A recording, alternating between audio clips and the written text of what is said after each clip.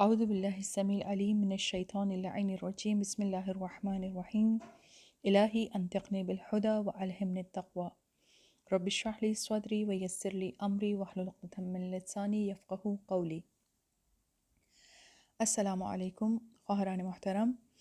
مبتلات روزہ میں سے آج ہم دوسرے مبتل کا ذکر کریں گے کہ جس کا ٹائٹل ہے غبار حلق تک پہنچانا۔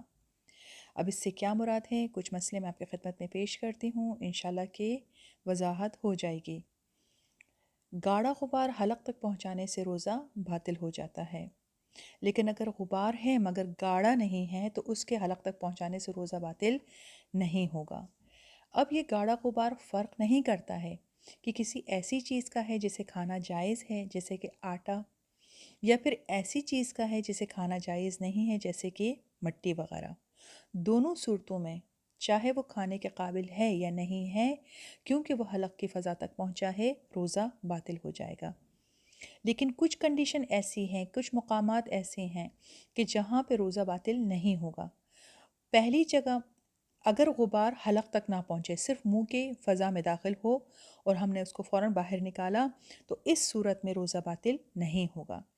دوسری کنڈیشن ہے کہ جان بوجھ کر نہ پہنچایا ہو، یعنی اگر ہوا کی وجہ سے اچانک گاڑھا غبار ہمارے حلق تک پہنچے اور اس میں ہم قصداً اس مقام پہ موجود نہیں تھے تو پھر کوئی مسئلہ نہیں ہے، روزہ باطل نہیں ہوگا۔ تیسری کنڈیشن ہے کہ وہ بھول گیا تھا کہ وہ روزے سے ہے، جس طرح کہ اگر ہم بھول جائیں کہ ہم روزے کی حالت میں اور ہم کھا پی لیں تو پھر ہمارا روزہ باطل نہیں ہوتا ہے، اور وہ بھی گاڑھا غبار اگر اس کے حلق تک پہنچے اور اسے یاد ہی نہیں کہ وہ روزے کی حالت سے ہے تب بھی اس کا روزہ صحیح ہے۔ چوتھی کنڈیشن کیا ہے کہ وہ شک کرے کہ حلق تک پہنچا یا نہیں پہنچا، تب بھی اس کا روزہ باطل نہیں ہوگا۔ کسی نے سوال کیا مرجع سے کہ میں آٹے کی چکی میں کام کرتا ہوں اور آٹے کا گاڑھا غبار حلق تک پہنچتا ہے تو کیا میں روزے کی حالت میں یہ کام کر سکتا ہوں؟ انہوں نے کہا بالکل، آپ روزہ بھی رکھیں اور اپنا کام بھی جاری رکھیں، لیکن اس صورتحال میں آپ کو ماسک یا ایسی چیز کا استعمال کرنا ہوگا جس سے کہ وہ گاڑھا غبار آپ کے حلق تک نہ پہنچے۔ جب بات آئی ہے گاڑھے غبار کی، تو یہاں پر ایک مسئلہ ہم سگریٹ کے حوالے سے بھی بیان کرتے ہوئے بات کو آگے لے کے چلیں کہ روزے کی حالت میں سگریٹ، سیگار، حقہ، پائپ، اس طرح کی تمام چیزوں سے ہمیں اجتناب کرنا ہوگا، کیونکہ ان کا استعمال روزہ باطل کر دیتا ہے۔ کچھ لوگ دمے کے مریض ہوتے ہیں، وہ انہیلر کا استعمال کرتے ہیں، ان کے یہ انہیلر کا استعمال ان کی مجبوری ہوتی ہے، تو اس صورت میں وہ روزہ رکھ سکتے ہیں اور اس انہیلر کا استعمال بھی کر سکتے ہیں۔ لیکن آیت اللہ خامنائی کے مقلدین کے لیے مسئلہ تھوڑا سا فرق کر جائے گا۔ وہ کیا ہے کہ اگر مریض اپنی کنڈیشن کو اس طرح سے محسوس کرتا ہے کہ ماہ رمضان کے بعد کچھ مہینے ایسے ہیں کہ جس میں وہ انہیلر کا استعمال بالکل نہیں کرتا ہے اور وہ اس میں روزہ آرام سے رکھ سکتا ہے، تو وہ فرماتے ہیں کہ بعد میں اس کو احتیاط واجب کے بنا پر ان روزوں کی قضا بھی کرنی ہوگی۔ اب اگر ہم مثال کے طور پہ سر میں درد ہو رہا ہے یا اگر ہمیں نزلہ زکام ہو رہا ہے اور ہم بام لگانا چاہتے ہیں سر یا سینے پر، تو اس سے بھی روزہ باطل نہیں ہوگا۔ کیا اسٹیم لینے سے بھی روزہ باطل ہو سکتا ہے؟ جو بھاپ لیتے ہیں، کبھی ہم فیشل وغیرہ کرتے ہیں یا پھر ہم فلو وغیرہ کے لیے جو آج کل تو آپ نے دیکھا ہے کہ کرونا کی وجہ سے اسٹیم لیا جاتا ہے، تو کیا یہ درست ہے روزے کی حالت میں؟ تو یقیناً وکس کا اگر ہم جو ہے وہ لے رہے ہیں، اسٹیم لے رہے ہیں، تو پھر وہی شرط آپ کو مد نظر رکھنی ہوگی کہ حلق سے نیچے نہیں جانا چاہیے، یا پھر یہ سارا جو اسٹیم کا جو اسٹیم ہمارے منہ میں جمع ہو کر پانی کی صورت اختیار کر جائے تو اسے بھی نگلنے کی ہمیں اجازت نہیں ہے۔ کبھی کبھار سردی کی وجہ سے باتھ روم میں جب ہم گرم پانی کا نل کھولتے ہیں تو پورے باتھ روم میں جو ہے وہ بخارات بننے شروع ہو جاتے ہیں، ایسے بخارات سے روزہ باطل نہیں ہوتا ہے۔ بسوں، گاڑیوں کا دھواں اگر اطمینان ہے کہ حلق تک نہیں پہنچے گا اور اتفاقاً ہم وہاں گئے ہیں تو کوئی بات نہیں، ہمارا روزہ صحیح ہے۔ لہٰذا یہ وہ چند مسائل تھے کہ جن کو مد نظر رکھتے ہوئے روزہ باطل نہیں ہوگا۔ مبتلات روزہ میں سے تیسری چیز ہے اللہ، انبیاء اور معصومین سے جھوٹ منسوب کرنا۔ ایک جو کلن مسئلہ میں آپ کے خدمت میں بیان کروں کہ چاہے ہم روزے کی حالت میں ہو یا نہ ہو، جھوٹ ہر صورت میں حرام ہے۔ یعنی جھوٹ بولنا شریعت کے لحاظ سے حرام ہے،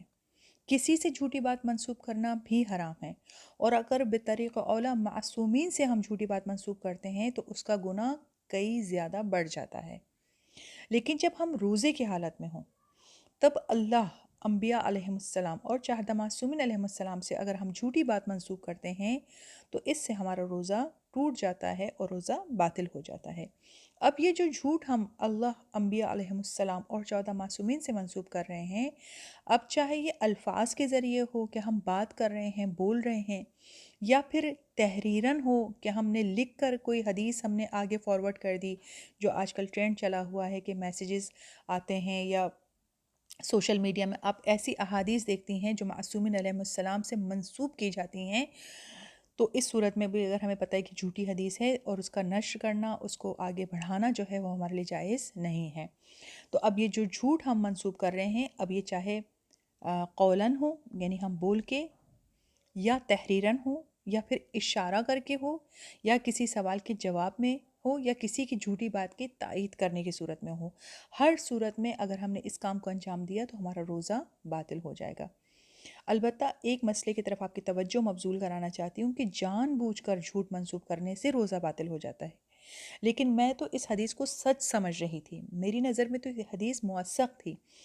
میں نے اس کو نقل بھی کر دیا، بعد میں پتہ چلا کہ وہ تو حدیث درست نہیں تھی، تو اس صورت میں میرا روزہ باطل نہیں ہوگا۔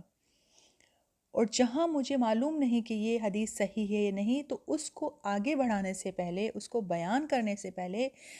ہمیں چاہیے کہ ہم حوالے کے ذریعے سے اس کی تحقیق کریں، اور جو بھی حدیث ہم بیان کر رہے ہیں اس کے ساتھ اس کا حوالہ ضرور پیش کریں۔ کبھی کبھار ہم قرآن کی تلاوت کرتے ہیں اور ہماری قرأت اچھی نہیں ہوتی ہے، یعنی ہم نے بہت کوشش کی لیکن ہماری قرأت بہتر نہیں ہو رہی ہے، اور میرا ارادہ بھی نہیں ہوتا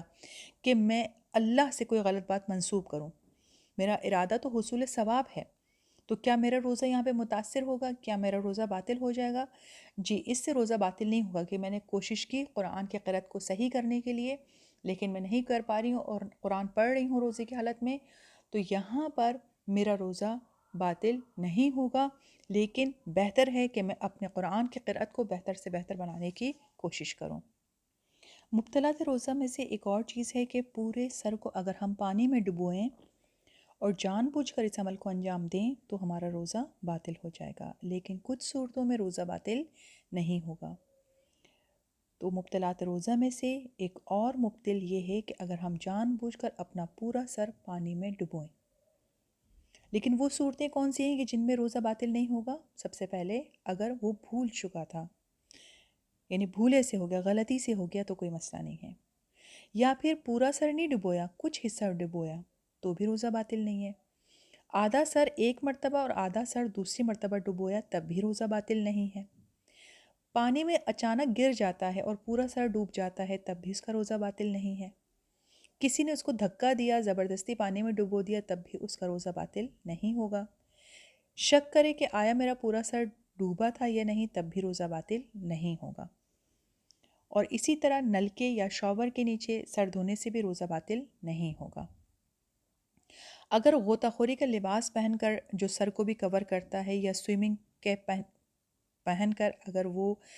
پانی کے اندر جاتا ہے، تب بھی اس کا روزہ باطل نہیں ہوگا۔ اگر کسی کی جان بچانے کے لیے پانی میں چھلانگ لگائے تو بھی اس کا روزہ تو باطل ہو جائے گا، اگرچہ کہ جان بچانا واجب ہی کیوں نہ ہو، لیکن اس کا روزہ باطل ہو جائے گا۔ اچھا، جتنے مسئلے میں نے آپ کے سامنے بیان کیے، آیت اللہ سیستانی کا فتویٰ یہاں تھوڑا مختلف ہے۔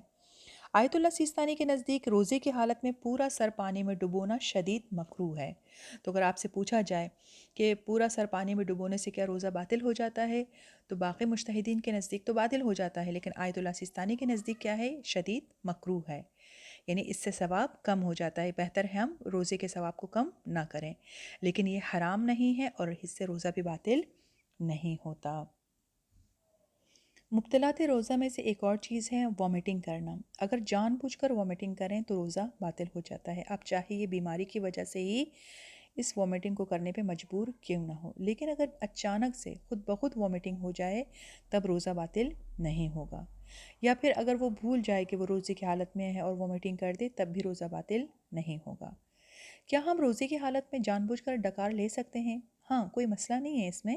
لیکن اگر اس ڈکار لینے کی وجہ سے کوئی چیز منہ کی فضا میں آ جائے تو اسے جان بوجھ کر واپس نکلنے کی اجازت نہیں ہے، کیونکہ اس سے روزہ باطل ہو جائے گا۔ خوب، یہ تھے کچھ مسائل مبطلات روزہ میں سے، اور باقی مبطلات روزہ کے مسائل انشاءاللہ اگلے سیشن میں بیان کیے جائیں گے۔ پروردگار آپ سب کی توفیقات میں اضافہ فرمائے۔ والسلام علیکم ورحمۃ اللہ وبرکاتہ۔